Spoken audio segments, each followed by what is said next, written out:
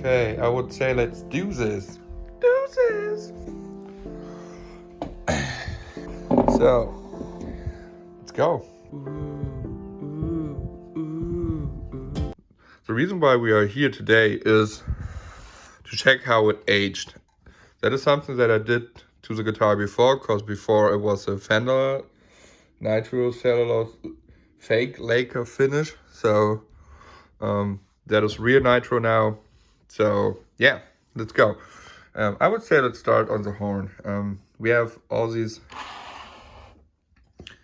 typical marks down here. Usually that is just from laying my guitar against the wall or something. So when we go down here, it's really hard to capture with the camera, but we have super light checking down here all over the place in this area from placing the guitar on my leg. So yeah, it is, I really can capture it. So yeah, but trust me, it is there. It is not so super visible, but it is there. Yeah, then we have these marks down here, which is again from putting my guitar against something. So I have a guitar stand over there, but yeah, I don't use it all the time. Yeah, when we check the lacquer, I mean, we have a lot of checking on the guitar, but it's really hard to capture it. I realize now when you check it now, all these little movements. So when we go against the light, you can see that it's checking all over the place, and it will get worse, or not worse, but more intense when we go up here. So yeah. So I mean, I have a lot of dings and dangs all over the place, because I don't know, for me a guitar is something, I don't know, it's an object that I use, so I don't treat it like a raw egg or something. So stuff like that happens from time to time.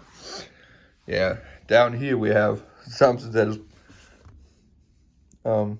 pretty unique in a way, because this strap button gets loose over and over again, and we put in a new screw, but it doesn't change. It gets loose all over the place over and over again, and yeah, it rubs off this color behind it.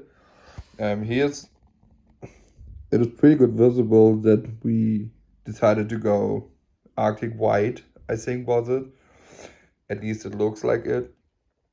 And then we go to this olive drab color over it. So when it yeah, starts to wear out a bit, we have all this white coming through. So yeah, that is something that I really like. So let's go up here, and now if I can capture it, now you're gonna start to see this checking. And up here it is all over the place. There you can see it. It's pretty rough. And it is an entire half circle around here, down here. So, cause it is from my arm. I mean, when we compare it to here, you can see that there's some checking down here, but when you go up here, the structure changes immediately, and it's dull, and I tried to buff it out a bit. Not buff, but I cleaned it. And yeah, it is like that. It's from my grease, my arm, hair, and everything. So yeah, I think that will be a point, or that will be a spot where the color will go off entirely after a while. So, and I play this guitar a lot. So, but it's like, yeah, that I played it and it shipped off, like, I don't know, the Sunburst Philip Sayce Strat or whatever. So, and if you don't know who Philip Sayce is, oh boy, you really should check him out. Yeah, when we go up here, we have a lot of scratch marks over here. I mean, we could also turn the guitar So when we go up here, we have also a lot of dings and dents. And we have this slightly marks up here. That is again, like here, or like here, or here. That is again from my gig bag. So I have the Fender gig bag, this tweed one, this red one. I don't know what's wrong with that one, but when I place my guitar in there, because we drove somewhere or I don't know, we were at the lake and at the ocean a lot this year. So I always take my guitar with me, and most of the time I take this one with me because I have this Fender amp plug or whatever, so I can play on the beach, which I did this year on or whatever. So, and I don't bother anyone listening to my playing because that is something that I don't like. I'm not so super self-centric, so I play and I'm like, yeah, look at me. I'm more the guy that plays because I want to play, not that I play because I want everyone to look at me. So that is not part of my personality really, which is weird because I have a YouTube channel, but yeah, that was more about the guitars than me. So yeah, I mean, that is pretty rough down here. So because I bang it against the bottom, everything, my amp all the time. Yeah, same here. We have the structure from placing it on the table, doing some restringing or whatever. So yeah, I mean, down here for sure it looks super rough when you shake it against the light. When you go down this line, it's pretty rough. Yeah, for sure I don't use something to cover up my tremolo system. Yeah, I don't know. It is for sure easier to access and it looks a bit more old school, and that's what I like. Yeah, on the back we are pretty pretty clean in a way when you compare it to the front. Up here we have again some kind of a checking structure. So when we check the entire bag, there's all over the guitar there's light checking. So super delicate checking. Yeah, it's pretty hard to capture. But when we go up here, you can see it a bit. Yeah, there. When we go over the corner, here's nothing. And when we go over the corner or over the cutout thing, it immediately goes into this checking structure that I have on the front for my arm, for sure, for placing it against my belly or whatever. But when we look up here, I mean, it is super hard to capture. I mean, look up here. When we look at this tiny little reflection, there you see all this super light checking all over the place.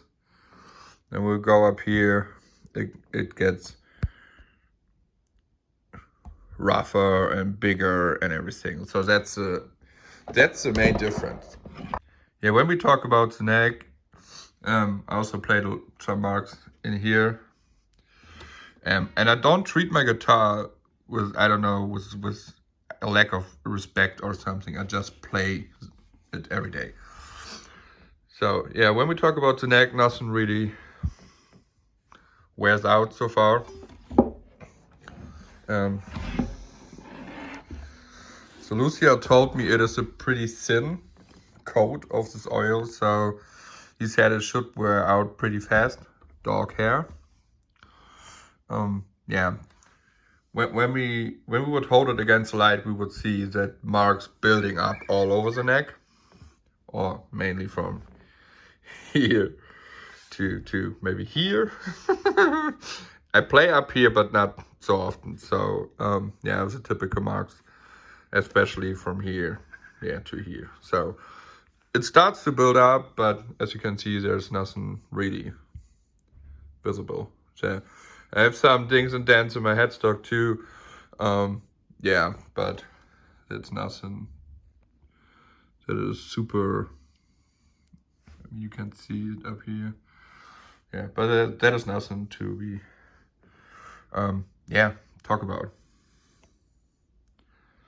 Yeah, that's it. Some of you asked me what happened to my pickguard down here. That is the place where I put my pick, so it started to bend. And now at this point, it is too big of a bend, so I started to put them up here and up here. So I think at some point it will be all bent up. So that's how it started. I use Jim Dunlop Jazz 3 picks, and yeah, they fall into it now. So I went up here, but that started to be problematic too. So I started to went up here. For sure, I just could place them somewhere, but I love the idea of, I don't know, grabbing my guitar, grabbing my pick, and be ready to play. So that's it.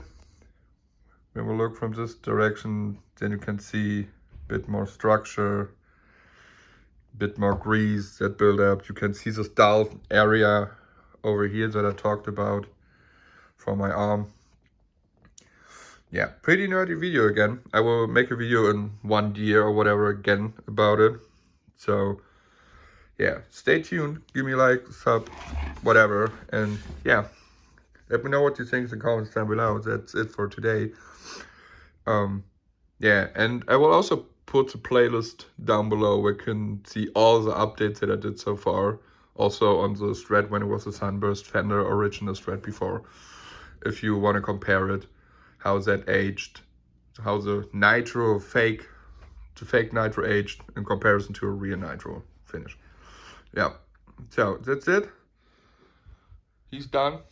I'm done. I'm out. Bye.